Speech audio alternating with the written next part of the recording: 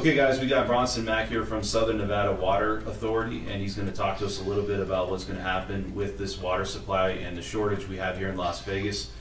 So first off, Bronson, I want to talk with you and kind of tell us what's going on as far as the housing shortage. How did you get into this business, and how long ago? Oh man, I've been in the water industry for 20 years.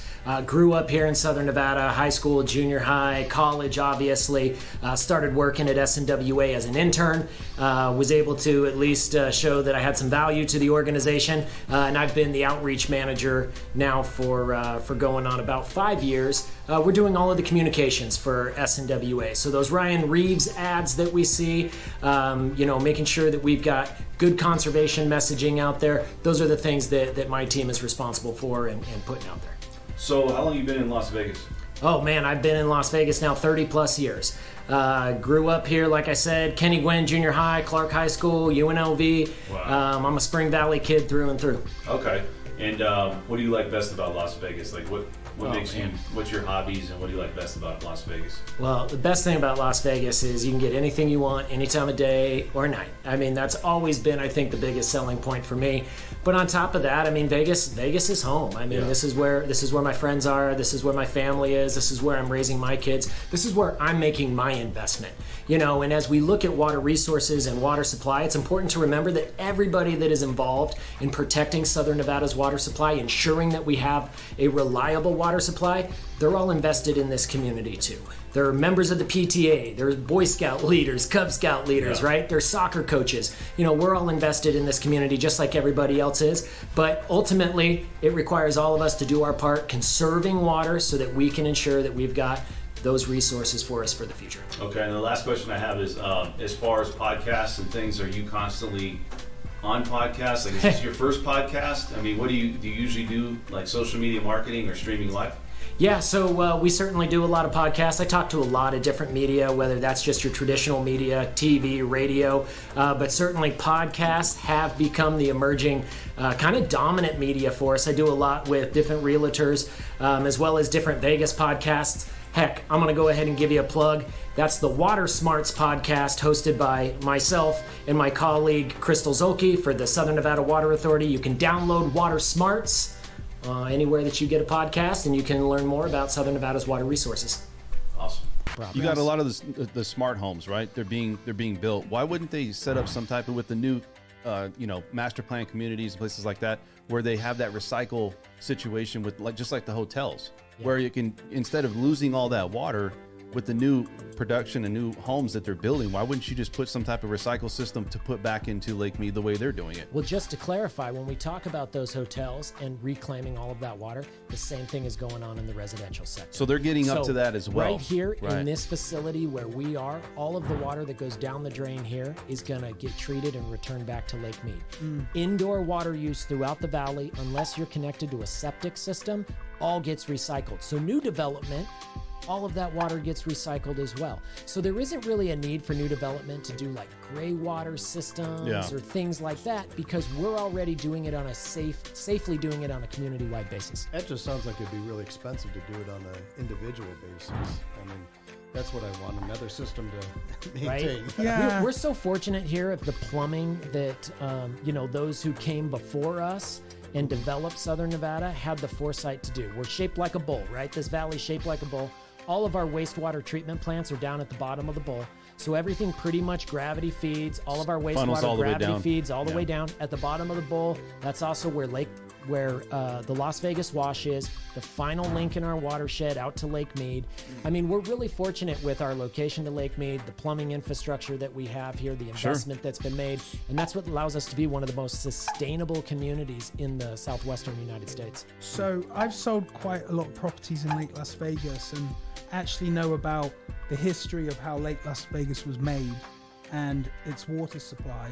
And originally, before I knew all that, I always was dubious about swimming in Lake Las Vegas because I thought it comes out the Las Vegas Wash and, it's like recycled water and it might be a bit turdy and it's not like the sea. But in actual fact, the water, would you say, is the water quality higher in Lake Las Vegas or in Lake Mead, would you say? Well, it's the same water. It's the same water, isn't it? It's the same water. So it's not drinking water, Right. but it's been very treated. It's considered raw water. Raw water. So, but you're right. The Las Vegas wash goes underneath. There's a pipe underneath. Goes Lake underneath Las Lake Vegas. Las Yeah. Vegas. Yeah.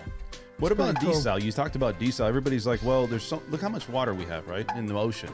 Couldn't we use some of the ocean water to start supporting that? I mean, do we have the technology to do that? The technology's there. We see Expensive. desal plants that are built in Southern California. Matt's totally right. It is a big expense.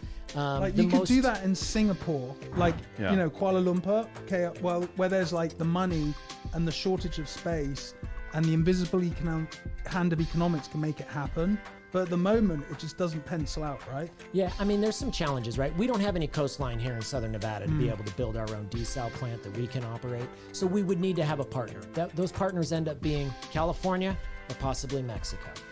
When you look at California, California's got plenty of desal sites sited Yeah. up and down their coast. The California Coastal Commission obviously plays a very heavy hand in that as well as far as the permitting goes. So there's some significant challenges there to get the permitting and my operating backyard. and the cost associated with it.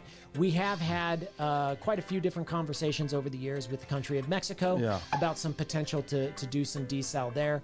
You know, from the Southern Nevada Water Authority's perspective, desalination is a potential viable option for us in Sure. the future. It is part of our long-term water resource plan, but I think really what you're going to see are more projects and programs like recycled water, like we're doing in Southern California through that partnership.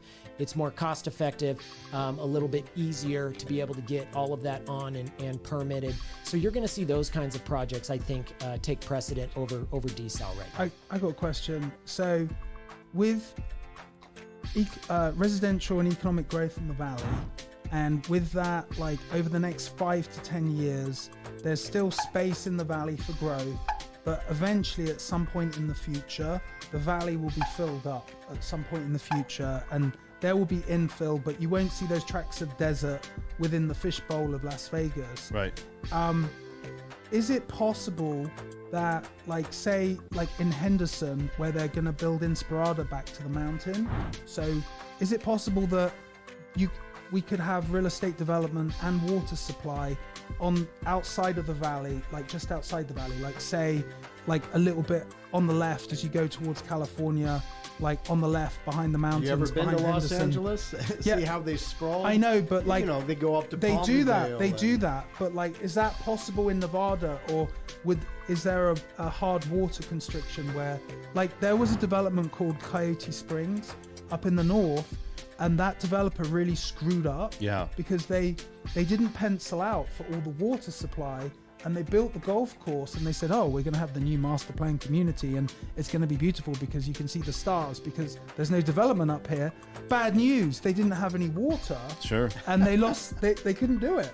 Do you know anything about that? So as far as talking about development, Yeah. continuing in this Future valley, development. maybe even getting outside of the valley, you know, ultimately the Water Authority doesn't do the land use planning for Southern Nevada. You know, it's our responsibility to ensure that we've got the water resources supply. in order to meet this community's water needs. We have done some things as far as passing some policies that would require that if there is development that occurs outside the valley, and if Colorado River water is used for that development outside They of have the to Las consult Vegas you. Valley, they will either have to reuse 100% of their wastewater, or they have to pipe that wastewater back into Southern Nevada So you can that we reuse it. can reuse it and So it reclaim stays in the again. loop. So it stays in the loop. There you go. That's Good to absolutely know. right. Yeah. So there are some checks and things like that are in place. But ultimately, you know, like I said, it's our responsibility to make sure that we've got the water to be able to meet this community's needs, however this community decides to grow up. I got one more question. The Pahrump, right? Don't they have? Is it that there's a specific aquifer there that's different? And this one, is it the Oliga? What is it? Oliga? What's the name of the aquifer? You know what? That's in Nye County. I don't know the specific Do you know- name so of their there's- aquifer. It's I'm not the gonna find- Ogallala aquifer. That's what I meant to say. That's in the Midwest. That Okay, one's my in bad. Oklahoma. But there's an area. aquifer in Pahrump, right? There is, yeah. That supplies the water in Pahrump. 100% of Pahrum's water is, I understand it comes from groundwater, but I'm that's not an expert on That's Pahrump not system. in the Southern Nevada Water Authority's realm, Correct. right? Because we're in the valley. Right.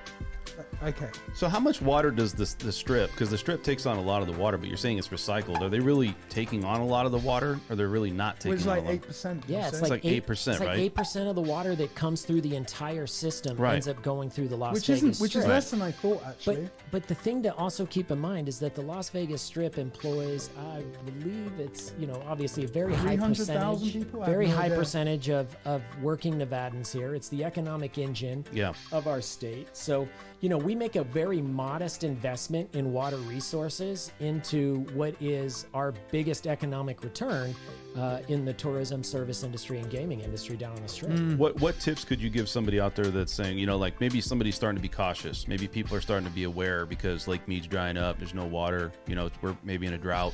What are some of the tips to conserve the water that we have that you can give out to people that are living at home? Well, it's all outdoor. So right now there's 3 things, and you're right. It's all focusing outdoors. There's 3 things that you can do today in order to really make an impact. Number 1, make sure you are always following the seasonal watering restrictions. I can't talk about that enough. It's the easiest thing that we can do to change when we irrigate our landscape.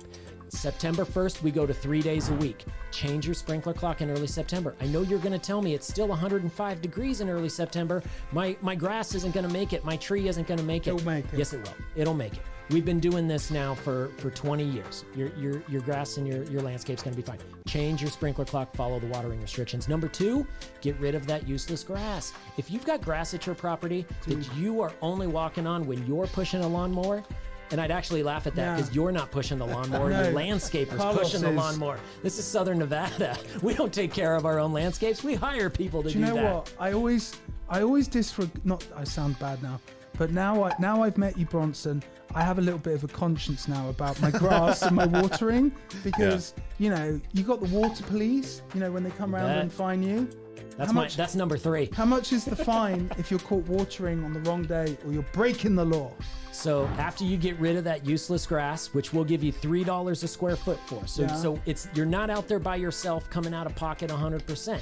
We're going to give you some investment dollars that you can make to get rid of that grass. $3 a square foot. Act now in order to get that $3. No guarantee it's going to be around forever. Number 3. Report water waste. That's the water that is flowing off of a property, or if you're watering on the wrong day, you could get hit with a water waste violation. How much is the That's fine? where the water waste cops come into play. $200? Depends on where you are. If you're in the city of Henderson, water waste fee starts at $40. But that fee is going to double with each successive citation that you get, violation. That's right. In the Las Vegas Valley Water District, it starts at $80. So, and again, that one doubles as well. 80, You know 160, what? 320. You've inspired Here we me go. to walk around my neighborhood and dob on my neighbors. I'm just going to tell on them. So we make that really easy too. And here's the other thing you need to think about, right? Like you're gonna tell on your neighbors. I got your number. You're gonna tell on your neighbors, right? Like I would really- never do that. And really, what it is more so than anything is if you're not willing to let that neighbor know, like if that puts you in an awkward position of like, I'm not knocking on this guy's door. Yeah. That's fine. We'll do the knocking for you. Yeah. You just Yeah. need to let us know. City of Henderson, North Las Vegas, and the Las Vegas Valley Water District, we all have apps that are available. You can download them from the App Store. Is there a reward for telling on someone? There isn't. You just get to do it You anonymously do if you that, want. I tell you what, if you do a $50 reward, the water savings will be through the roof because everyone's going to want to get paid. We're gonna have to put you in like a protection witness plan. He's gonna be right. So you download that Yeah. app. It's very easy to report water waste. At least for the Las Vegas Valley Water District, you can even submit a photo. Yeah. There's a map identifying where you are, so you can just go, yep, that's the property. I A couple actually of did clicks, that. and you're good to go. I did that a couple weeks ago. The fire hydrant outside my house was leaking, and I couldn't quite figure out how to do it. So I looked on the internet and like, oh, well, that looks pretty simple. I went and took a picture of it, and Yeah. it's not Perfect. leaking anymore. Somebody fixed it. Perfect. And that's what we need. I mean, look, the community here, this 2.3 million people that call Southern Nevada home, we all are invested in this community. That's why we're here. A lot of us have come here from somewhere else, but we've all made the investment here. We need to keep investing in water conservation. Top 3 things: follow the watering restrictions, replace that grass, report water waste. That's a big help. Would you say, Bronson, is the forecast like optimistic as to we can manage this, or is it like touch and go with the drought and like consumption? Like, we always have to do our best, and do what we can based on what Great we've question. got. But like, what would you say? Like, is it like optimistic that we can get through it? Is there a cause for concern? Like, what's your sentiment on that kind of future sentiment? So one of the things that we do from a water planning perspective is we plan 50 years out into the future. Okay. So available on our website, snwa.com, if anybody is curious, is the water resource plan. And in that plan, and that's a plan we take to our board every single year. We update 50-year that plan every single year. So we have a 50-year outlook. We take population projections from UNLV. They provide them to us from the Center for Business and Economic Research. We take that annual population projection every single year. We convert that into a water demand for the next half century. And then through our planning process, we pair the necessary resources that are going to be required to meet that water demand 50 years out. Now, we do scenario-based planning too. So we take into account the potential for changes in those demands, conservation, climate change, a warmer and drier future. We take those different scenarios into account and do planning based on all of those. So that gives us a very good understanding of what the potential impacts might be going forward and what we need to do to ensure that we've got those water supplies for the community. Now, that 50-year water resource plan does include future water resources that this community may need at some point, at the end of this next half century. But we're already working towards that. That's part of the partnership that we have here with Los Angeles and working with them on the recycled water project. That's the potential for desalination or other types of investments and partnerships that we can make. Do you think it's fair to say that it's very unlikely that there's going to be any more lake communities in Nevada? Like, we've got the lakes, and we got Lake Desert Las Vegas, Shores, Desert Shore, Lake but Las that's pretty Vegas, much those are the it. three. That's it. You Yeah. reckon? I reckon that's it. Well, I can tell you that they are no longer allowed to be constructed in this There's no community. planning, There's yeah. no So man-made that's it lakes for that the are lake permitted communities. anymore. Thank you for watching an episode of the French Workbench podcast. If you want to tune into past episodes, please subscribe to my channel now. Also, if you want to look at our audio-only options, we do have iTunes and SoundCloud.